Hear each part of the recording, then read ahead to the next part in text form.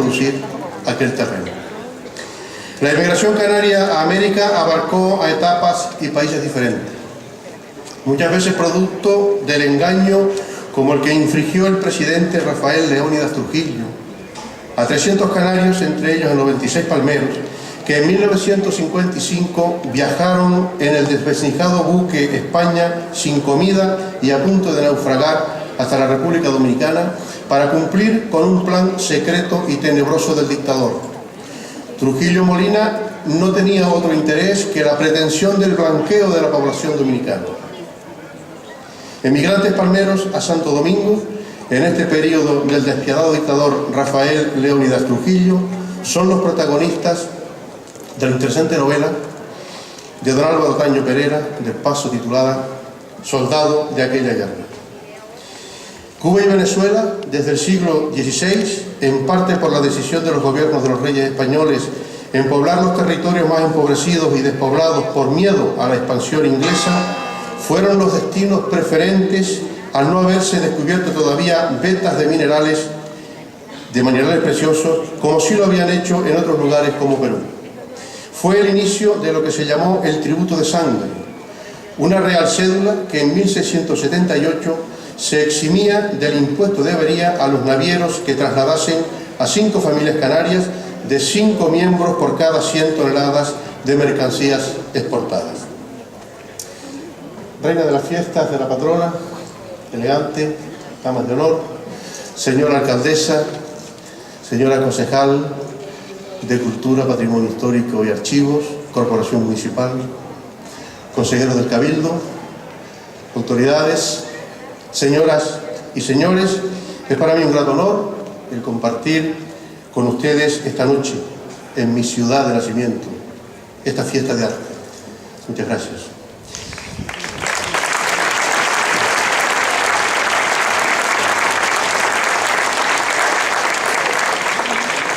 Un dato entrañable para esta ciudad de los Llanos de Eridane, en estos días en los que celebramos la fiesta de la patrona, es que en 1697 los monjes capuchinos fundaron, cerca de Maracaibo, el pueblo de Nuestra Señora de los Remedios, con 40 familias procedentes de Canarias.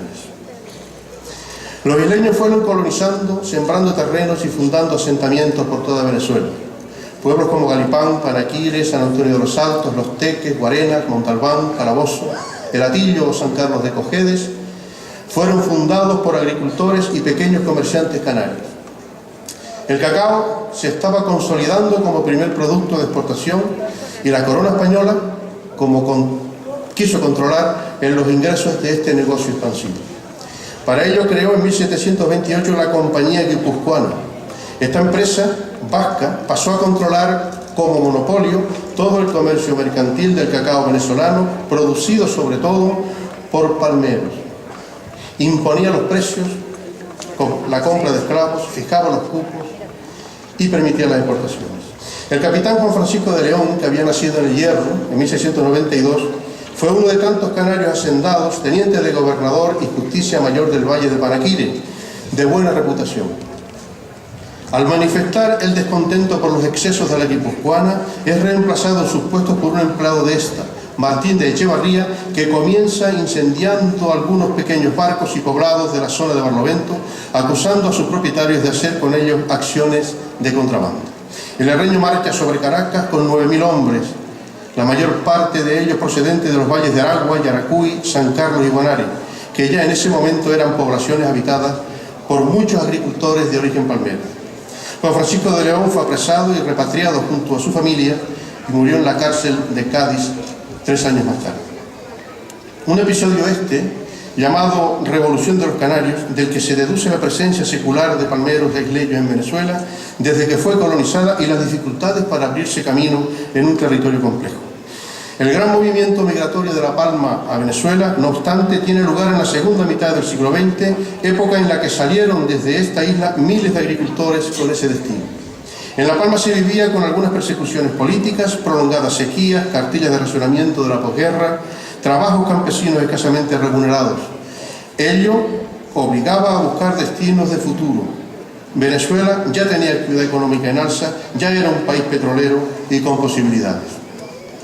Para salir de esa miseria estructural, un grupo de perseguidos políticos compró el velero Emilio, que salió de Punta Llana el 8 de agosto de 1946, con 14 personas a bordo. Después de 49 días de viaje y diversas penurias, recalaron en el puerto de Güiria, en el oriente venezolano. La noticia corrió por toda la isla. Había llegado el Emilio sin novedad a Venezuela. Sus pasajeros fueron trasladados a Caracas y dotados con pasaporte por la Embajada de la República Española. Fue el primero de los viajes con éxito de la inmigración clandestina de La Palma a Venezuela en veleros, que se mantuvo hasta 1956. El palmero Javier Díaz Sicilia relató las vicisitudes de la emigración canaria en todos los veleros, con detalle y rigor, en el libro Al suroeste la libertad, con seguridad el mejor trabajo de investigación sobre este episodio histórico. De La Palma, después del Emilio, el 1 de septiembre de 1948 zarpó con 51 personas a bordo el velero San Miguel, que tardó 41 días en llegar a La Guaira. Durante el viaje, un duro temporal azotó el motovelero y amenazó con hundirlo. El viaje del velero San Jorge se organizó en Santa Cruz de La Palma, de donde salió con 27 personas a bordo hacia San Sebastián de la Gomera con la intención de avituallarse. Cuando llegó a la playa de Ábalos, se encontraba en un estado tan deplorable que 3 hombres se ocupaban permanentemente de achicarlo. Todos coincidieron en la imposibilidad de continuar el viaje. El velero quedó varado en la playa y sus protagonistas regresaron a La Palma. Otro velero, llamado también San Jorge, salió desde las costas de Fuencaliente el 26 de diciembre de 1949 con 151 personas a bordo. En la travesía invirtieron 46 días. Uno de los pasajeros, Eufemio Jiménez, de Todoque, me contaba cómo durante la travesía tuvo que beber agua de mar varios días como única forma de aliviar su sed y sobrevivir a la escasez de agua dulce. De todos los barcos de la inmigración clandestina, el que mayor número de personas trasladó a Venezuela fue el Nuevo Teide, con 286 pasajeros, la mayor parte de ellos del Valle de Aridane. El 7 de abril de 1950 salió de Fuencaliente, arribando a La Guaira el 6 de mayo, después de 29 días de viaje. Las autoridades venezolanas procedieron a su intervención, permaneciendo los pasajeros a bordo durante 12 días y luego puestos en libertad, aunque el patrón y la tripulación fueron repatriados. En el Nuevo Teide se embarcaron 3 hermanos de mi madre, que nos decía que no tuvo conocimientos de ellos hasta pasados 3 meses. Fue una constante la angustia de los familiares que se quedaban aquí ante los peligros de un viaje tan incierto. Uno de los viajeros del Nuevo Teide, Cirilo Leal, fue el padre del dramaturgo Cirilo Leal Mujica, que relaciona parte de su ingenio creativo a este fenómeno de la inmigración clandestina. Escribe Cirilo en el libro Teatro al encuentro de la memoria emigrante que la experiencia de la emigración forma parte del acontecer de las Islas Canarias. Está inscrito, registrado a sangre en su historia, en la llegada de sus primeros pobladores procedentes del norte de África, así como en las posteriores partidas de las islas hacia el Nuevo Mundo y otras latitudes. La historia de la emigración es una larga y dolorosa experiencia que no puede caer en las redes del olvido y que necesita de su rescate, conocimiento y difusión para su mejor comprensión. Es fácil, dice Cirilo, caer en el rechazo, en la xenofobia, el racismo del otro, del que viene de fuera, especialmente de aquellos que sacrifican su vida en el mar cuando somos pasto, aunque vivamos en la sociedad de la información, de la ignorancia y por tanto del juego de la demagogia. El viaje más corto de todo el proceso lo realizó la goleta Benauare. Este barco, que había sido construido por Armando Llanes Carrillo, tardó solo 22 días. El 21 de abril de 1950 zarpó de las costas de Fuencaliente. Las autoridades venezolanas prohibieron su entrada y fue remolcado varias millas afuera. A la mañana siguiente, la Benauare se presentó de nuevo ante La Guaira. Los 151 pasajeros fueron enviados a La Orchila durante 50 días y la tripulación de vuelta a España e ingresada en prisión.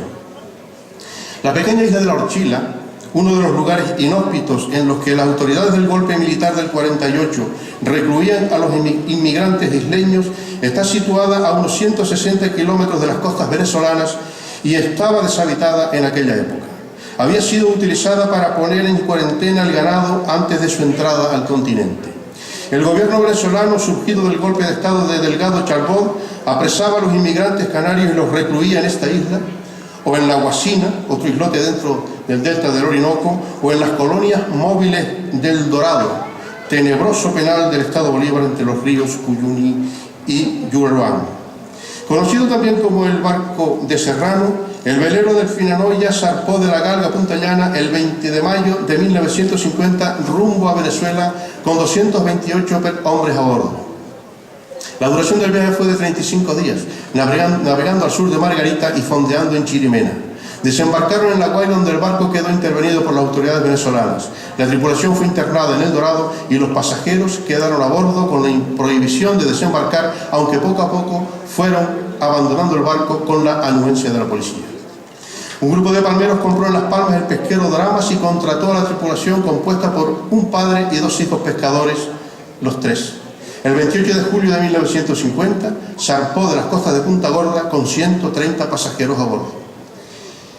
El 28 de julio de 1950 salía de Punta Gorda y tardaba 45 días en llegar a Venezuela. Entraron en La Guaira. Los tripulantes también fueron enviados a la cárcel del Dorado. Y los 127 pasajeros, todos agricultores, quedaron recluidos en La Orchila. El pesquero Rápido fue comprado por un grupo de amigos en Santa Cruz de la Palma y desde Punta Llana se hizo la mar el 17 de agosto con 36 personas, incluyendo 4 tripulantes. Después de un viaje de 38 días, al llegar a La Guaira, sus integrantes también fueron recluidos en La Orchila durante 40 días. Desde la punta del Banco de Fuencaliente, el 19 de agosto de 1950 zarpó el velero de 2 palos Anita. A bordo embarcaron 119 personas. La duración del viaje fue de 46 días hasta La Guaira. Después de varios días fondeados, un remolcador lo llevó a La Orchila. El patrón fue repatriado a España y los pasajeros llevados a un central de caña después de 48 días de internamiento. Uno de sus pasajeros, Saturnino Álvarez, de Breña Alta, nos contó cómo casi mueren de sed porque el agua que llevaban en un tanque de 17.000 litros se había vuelto putrefacta con los vaivenes del barco y tuvieron que deshacerse de ella. Pero si hay un viaje absolutamente sorprendente, es el que inició un vecino de esta ciudad, en concreto del barrio de La Laguna, llamado Ireno Lorenzo. Junto a 3 compañeros se organizaron para viajar a América, pero no a Venezuela, sino a Nicaragua, porque decían que en esa época era un país de oportunidades. Consiguieron transportar por tierra y de noche, para no ser sorprendidos, un bote de 6 metros destrozado y abandonado en el puerto de Tazacorte, en el barranco de las Angustias. Y una vez reparado lo llevaron al embarcadero de La Bombilla y se hicieron a la mar el 13 de junio de 1956. Con una pequeña vela y sin conocimientos de náutica, las corrientes atlánticas los envió a Senegal y de allí a América. Llevaban solo agua, gofio, una botella de brandy terry y una lata de leche condensada, por si alguien se enfermaba. Temporales, calmas chichas, sed y hambre durante casi 4 meses los llevaron a la desembocadura del Amazonas, en donde casi naufragan por las corrientes. El primer puerto en tocar tierra fue Georgetown, en Guyana, en el delta del río Demerara. El espectáculo vivido por la población del Demerara, según nos comentó don Ireno, fue de impacto, susto al ver aparecer los lugareños, aquellos seres en un barco fantasma, casi con harapos, con barbas y pelo de 4 meses, esqueléticos de hambre y la sed. Solo un pastor evangélico, nos decía don Ireno, perdió el miedo y se acercó a socorrernos. Le dieron el único tesoro que les quedaba, la botella de brandy terry. No llegaron a Nicaragua, sino a Güiria, en la península venezolana de Paria. Un año más tarde, don Ireno regresó a La Palma. Hubo palmeros que embarcaron en otros veleros que no partieron de esta isla, como el Elvira, el Juan Manuel o el María Eugenia. En este último navegó Gaudelio González, también de Las Manchas, que nos contó cómo resistieron un enorme temporal, amarrándose los pasajeros y tripulantes al palo mayor, toneles, y que encontraban lo que encontraban por allí para no ser expulsados por las olas. También fueron confinados en la isla de La Orchila. El historiador José Miguel Pérez García escribió que tanto hubo pateras y precariedad en Canarias, hubo salidas y tráfico ilegal. Muchos viven aún para dar testimonio dramático de las experiencias que conocieron en las más cercanas décadas de los 40 y 50. Embutidos en falúas y lanchones de apenas 12 metros, partían hacia el incierto destino que esperaba tras una dura y larga travesía oceánica. También hubo allí campos de internamiento y gente durmiendo en los parques con la esperanza de que cambiara su suerte. A partir de 1952 se autorizó por el gobierno español la emigración legal a Venezuela. Barcos como el Francasé, Ana C., Begoña, Santa María estuvieron aportando inmigrantes canarios a Venezuela en los años 60 y 70 y por avión hasta finales de siglo. Desde 1948 a 1986, unos 35.000 palmeros se embarcaron hasta allá con billete solo de ida. Las viudas blancas, identificadas en el documental de Ana Pérez, Dailo Barco y Estrella Monterrey, son mujeres de triple fracaso. Maridos que se fueron para no volver, miseria y postergación social. Con la denominación de una calle que el ayuntamiento de esta ciudad, en un gesto honorable, aprobó hace unos días, se hace la labor silenciosa y dolorosa, se reconoce la labor silenciosa y dolorosa de estas mujeres que tuvieron que sacar a su familia adelante en condiciones tan adversas.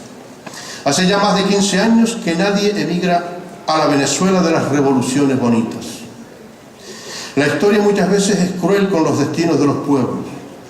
Hoy, el efecto de errores políticos de dimensiones colosales han conducido a que el país más rico del planeta esté viviendo una emigración masiva. Muchos son los venezolanos que también llegan a esta tierra huyendo de la miseria económica y social en la que han metido a aquel país. Desde esta isla histórico deberíamos entender el regreso de nietos y bisnietos a un reencuentro que pareciera planificado por el destino. El ilustre palmero Benigno Carballo Van Güemer, de aquí de Los Llanos, escribía a mediados del siglo XIX en su célebre libro descriptivo de las afortunadas que Cuba y La Habana son una especie de patria para los palmeros. La emigración de los hijos de las Canarias que anualmente salen para aquellos puntos se compone en su mayor parte de hijos de La Palma, y en esta isla se construyen casi todos los buques que mantienen el movimiento entre aquella Antilla y el archipiélago canario. Son raras las familias, particularmente en las clases menos acomodadas, que no tengan en Cuba hijos, hermanos, esposos, padres o parientes. En Los Llanos, apenas cumplen la edad de los 14 o 16 años, una gran parte de los jóvenes marchan a Cuba, y aunque a la vuelta de algún tiempo retornan muchos, su número es siempre inferior al de los que salieron. Algunos no han mejorado su fortuna, no quieren retornar pobres al país natal. Dice Van Güemer que en todos no se aparta un instante la idea del retorno, pues fuera de La Palma el palmero suspira siempre por su patria. El palmero en Cuba, cuando reside allí, la mitad de su alma vive en él, la otra mitad está en La Palma. Cabaiguán fue una especie de capital palmera en Cuba. Actualmente tiene una población de unos 65.000 habitantes y se considera que el 85% de su población desciende de habitantes de esta isla. Visitamos aquella ciudad entrañable del tabaco y la caña en 1993 y puedo asegurar que en las plazas y calles que nos encontrábamos, casi todas las personas de mayor edad eran nacidas en La Palma. Conocía ya a Arnaldo de Santa Cruz de La Palma, que, casualidades ingratas de la vida, intentó en 1959 entrar a Venezuela. No lo pudo hacer porque el gobierno de Rómulo Betancourt prohibía en aquella época la llegada de inmigrantes españoles por razones de tipo político. Decidió quedarse en Cuba, en donde hacía escala el buque para no perder el viaje. Unos meses después se quedó encerrado en la revolución. Jamás pudo regresar a La Palma. Trabajaba de tipógrafo en diario de avisos, cuando se editaba en Santa Cruz de La Palma. Algunos ejemplares del periódico se llevó para Cuba. Los mantenía exquisitamente cuidados, era su único vínculo con su isla y su pasado isleño. Para Cabaiguán emigró Galileo Hernández Viña, que nació aquí en Los Llanos, en La Placeta. Era un hombre taciturno, campesino y barbero en La Palma y en Cabaiguán. Autodidacta, de carácter fuerte, llegó a Cuba con 16 años en 1955. Vivió el proceso revolucionario, se formó en sus doctrinas y consideraba a Fidel como un hombre de principios y forjador de la lucha contra las injusticias sociales, para él único en el mundo. Sin embargo, le cambiaba su voz, se le aguaban sus ojos cuando hablaba de La Palma. y sobre todo de los llanos. Me decía que su último deseo de vida era sentarse 5 minutos antes de morir en la acera ancha que pasaba por aquí frente al casino. Decía que por mucho que hubiera cambiado los llanos, ese lugar, la acera ancha, estaría allí, o por lo menos los edificios que la rodeaban. Galileo no pudo cumplir su sueño de 5 minutos. El historiador cubano Ramiro Manuel García afirmaba que la inmigración canaria fue el desplazamiento más popular y de mayor arraigo que ha existido de España en Cuba en toda su historia. Y es que en el siglo XIX y en la primera mitad del siglo XX, Cuba continuaba como el país elegido para migrar desde Canarias. Palmeros deseosos de que América les diera una oportunidad para mejorar sus condiciones económicas abarrotaban el bergantín, la verdad y las goletas, la fama y el triunfo en la carrera hacia La Habana. Poco después el tránsito entre Europa y América se extendió cuantitativamente y los barcos que salían de la península hacían escalas en los puertos canarios para recoger a inmigrantes. El Valvanera, al mando del capitán Ramón Martín Cordero, zarpó de Barcelona el 10 de agosto de 1919. En Las Palmas embarcaron 250 emigrantes, 212 en Tenerife y 106 en La Palma. Tras hacer escala en San Juan de Puerto Rico, el Valvanera llegó a Santiago de Cuba, en donde desembarcaron 742 pasajeros. El mismo día 5 zarpa hacia La Habana con solo 488 personas a bordo. El día 9 por la noche, los vigías del Castillo del Morro, a la entrada del puerto de La Habana, distinguieron en medio del viento huracanado las luces del Valvanera. El capitán indicó, por medio de señales del sistema Morse, que intentaría capear el temporal en alta mar hasta que amainara. La nave naufragó el 10 de septiembre, notablemente alejada de su ruta, cerca de Rebecca Shoals, en la costa de Florida. No volvió a haber noticias del barco, ni hubo supervivientes. Las informaciones sobre el naufragio del Valvanera llegaban con cuentagotas desde Cuba, y la angustia de los familiares en La Palma se prolongó durante meses. El naufragio del Valvanera y la inmigración clandestina de los veleros son los dos epígrafes más duros de la inmigración canaria a América. Familias rotas, dolor inmenso, siempre en las capas sociales más vulnerables. Hoy el fenómeno migratorio es mucho más severo y cruel. Embarcaciones frágiles que surcan mares de mafias, trenes que llevan a adolescentes centroamericanos a terribles asesinatos y comercio de esclavos, desarraigo social y xenofobia en países receptores. En Europa ya viven 25 millones de inmigrantes y se prevé grandes migraciones desde África, Asia y América del Sur hacia países ricos. Para la ONU, el continente africano representa más de la mitad del crecimiento poblacional del planeta, llegando a ser en 2050 el 25% del total de la población mundial. Esperemos que entre todos hagamos un esfuerzo más para entendernos en el futuro inmediato.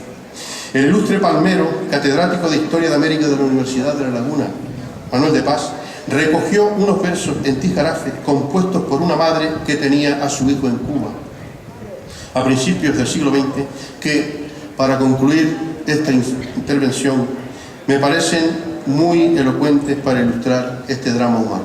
Decía la décima de la madre a su hijo: el alma tengo partida, porque es mucha mi aflicción. Hijo de mi corazón, desde tu despedida en mi corazón se anida el sentimiento de verte.